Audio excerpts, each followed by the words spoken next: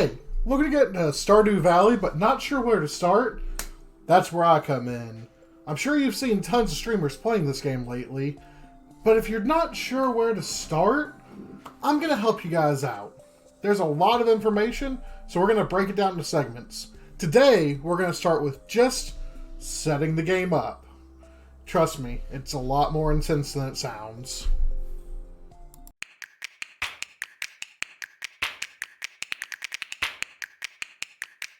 So, you're tired of the city life, you want to get away, but you can't really just quit your job and go farm.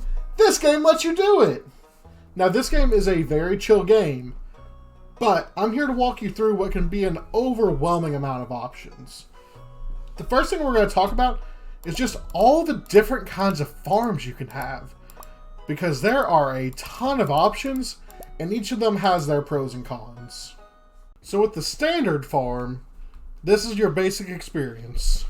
Pretty simple, lots of trees, rocks, and land to work with, which is great, because you're going to need it as you get started. If you're new to Stardew Valley, or really to this type of game in general, I cannot recommend the standard farm enough. This gives you a little bit of everything, while still making sure that you're able to learn and grow and expand. This farm has plenty of land for your animals, crops, and still a little bit of room for fishing, tree planting, and anything else you really need to get done. It's easy to design, easy to make look good, and honestly, there's nothing wrong with having your standard farm. It's a great setup, and awesome for profits. So the river farm is actually my personal favorite, just because I do enjoy fishing. A common complaint is that you're not going to have as much room for farming and things like that, but if you learn how to utilize your space well, and utilize your bigger areas, you'll have plenty of room for farming, for planting crops, for getting trees, and you'll have plenty of room for fishing up the river fish, I believe, that appear here. But either way, with this one, you won't have trouble raising that fishing level at all, and you'll still have enough room to get your farm in. Like I said, this is my personal favorite one, but I definitely see the complaints that this one doesn't have as much room as, say, the standard farm. Because as you can see as we're walking around, you're losing a lot of space to these rivers. On the plus side, it gives your ducks a good space to swim because there's a lot of water. So you can actually set up a good duck pond. Can't hate that. But this one is a little bit more advanced than the standard farm. So if you are newer, I would not recommend this farm. If you're a bit more experienced and just looking to branch out from the standard farm, it's a good option. But newer players, this one can be a little tricky to work with. Not impossible, just tricky. So now we have the forest farm. As you come out, you can already see lots of trees. Not a ton of planting room right away. That's fine. I actually have not done a playthrough with this one yet. But I can tell you, just looking at it, it does have some very good tree benefits, which wood can be hard to come by in this game if you're not careful. But this one is kind of like the river one. It's hard for me to recommend this one to a newer player. You're still learning the game a little bit. But there's a lot of good stuff to work with on this farm. A lot of room for trees, a lot of room for growth. One of the nice things about this is you won't feel like you're giving up any farmland if you make the middle section kind of your tree farm, since you're not going to be growing there anyways. So it makes it nice to have a little foresty section. You can even use this to decorate as you get deeper into the game. Cool concept. Not my favorite, but I can definitely see the appeal for the people that are trying to get quicker upgrades. So this is the first time I've actually done a mineral farm. I've been playing it on my Switch, actually. So I did it for this video just to see. And honestly, it's pretty cool. There's enough room to plant to have a smaller farm. But the real winner here, as you can see over here, is lots of early geodes and copper. That's pretty valuable early game. And it's a constant source of rocks, because these things do respawn as you play and go day to day. Again, kind of tricky with spacing. You have to be a little bit more creative. But honestly, this one feels more user-friendly than, say, the river or the forest. I like this one. Honestly, might not be bad for an earlier player, Just same thing I said last time. It's going to be a little bit trickier no matter what you do if you go away from the standard farm. But I mean, all this early copper and all these early geodes are pretty useful. And you have a lot of spot for these little worm suckers, which you'll need later in the game. In the next video I'll explain why these are important as well as why this copper is important. But just trust me when I say early tool upgrades are fantastic, and having the copper behind it without having to go into the dangerous cave is a really good thing. So now we're going to check out the wilderness farm. This one's pretty interesting, and I'll tell you why. You come out, and it looks very much like your standard farm. A little bit more water maybe, but it doesn't look too special. Looks like something, you know, not too bad to play with. Lots of area to roam, lots of area to plant, get your animals out. Shouldn't be too bad of a problem. But we're going to wait till nightfall, and I'm going to show you guys why this farm is special. Oh man, that was a long, long day. Guess we need to get back to the farm. This actually changes a lot when we get to nightfall. Let's see what we get. Everything seems so far, maybe not yet. Well, let's try on water, let's see what happens. Maybe we can see the leave. Got some grass. That's already marker. Marker.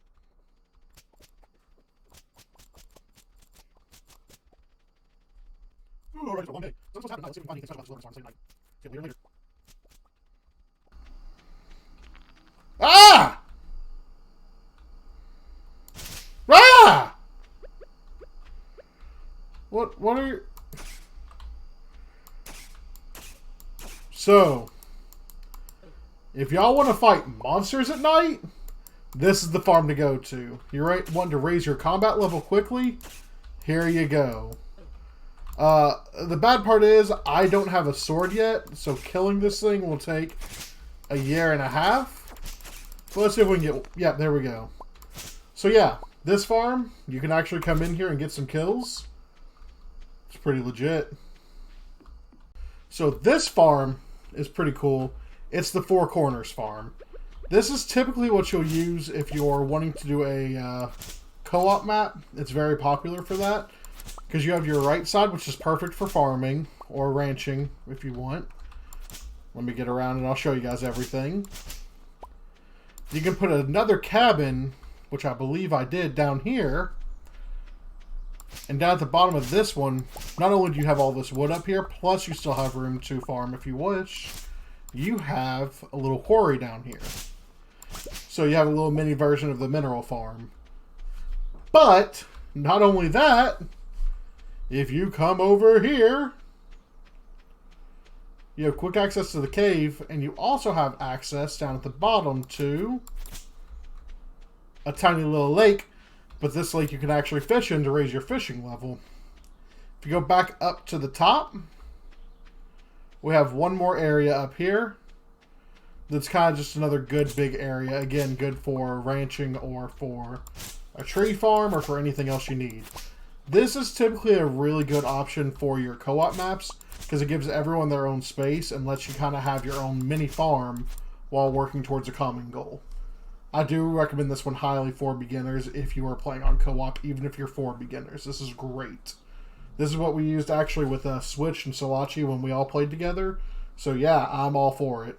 Eda Interact and I were teaching them on this farm.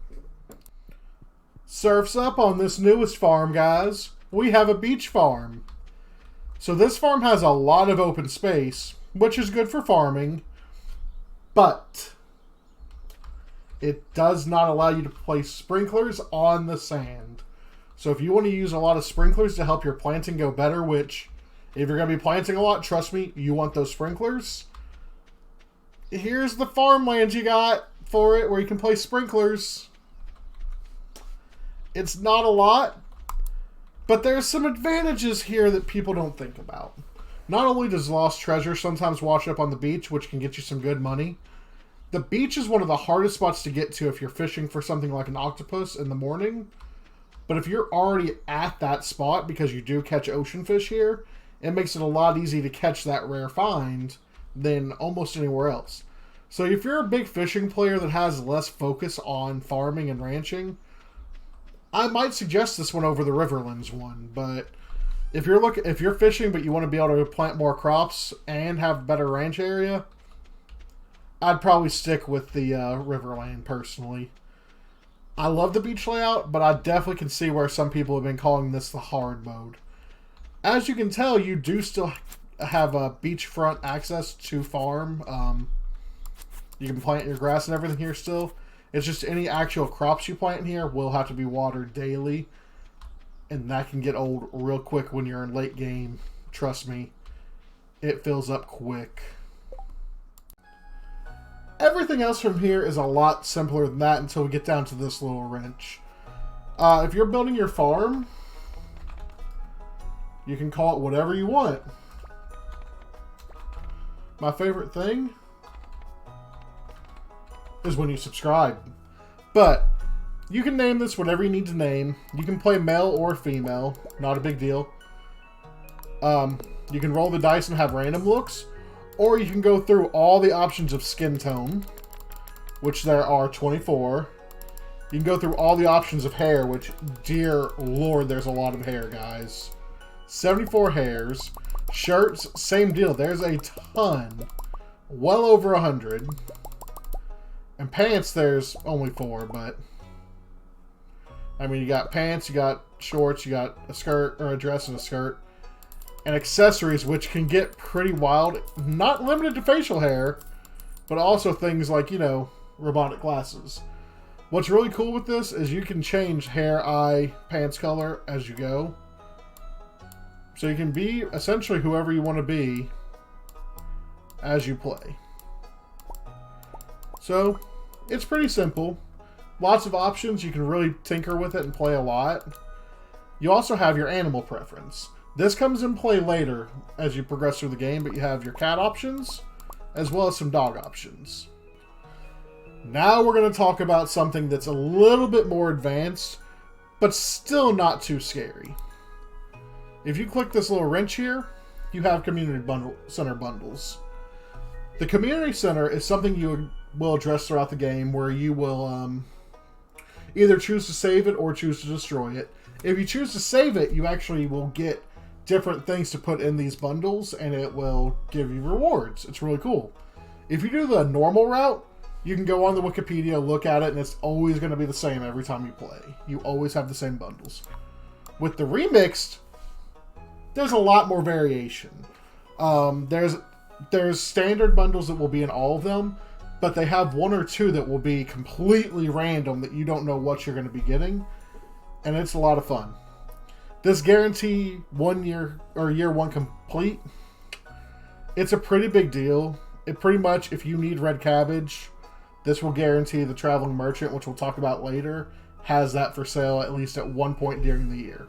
Otherwise, you have to wait till summer of year 2 to complete this bundle. Mine rewards. Every, I think it's 20 floors, you'll get a mine reward. With this, you'll know what you're getting. Again, if you remix it, it'll be randomized. Spawn monsters on the farm. So we already talked about farms. You know that they have a farm that spawns monsters already. If you enable this and pick that farm, they will spawn at a higher rate. So this still is useful if you do choose the wilderness. Profit margin, if you want to make your game a lot harder, you can take that down.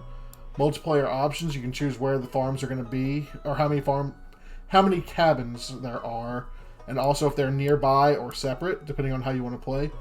There's other options for a random seed.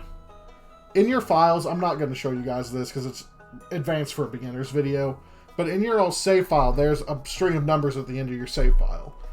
That is the seed of the world you're playing. So if you get something cool where random events like the meteorite falling or something like that happen early in your game, you can share that seed with others and have that happen early with them. I don't play with it too much. I haven't noticed a huge difference, and I haven't seen as many people talking about it, but that is an option. So there you go. It's not that bad. It feels like it's a lot of options, but when you break it down and really look at them, it's not as bad as it seems. And once you get playing, you're still going to have a good time. It doesn't matter which farm you pick. It doesn't matter all the other stuff. You're going to enjoy this game. as we get started into the game next week, just remember, there is no winning and losing this game. This game, if you want to get married, you can get married. If you don't, that's cool too. If you want to spend all your time doing combat in the caves, go for it. You got it, dude. If you want to farm, fish, whatever you want to do, you can do it in this game. Just know there's a lot of options, and it's going to seem overwhelming at first, but I promise I will get you guys through it, and it will be a blast. Alright, I'll see you guys next time. Hey, if you liked the video, go ahead and drop me a subscription. It's free.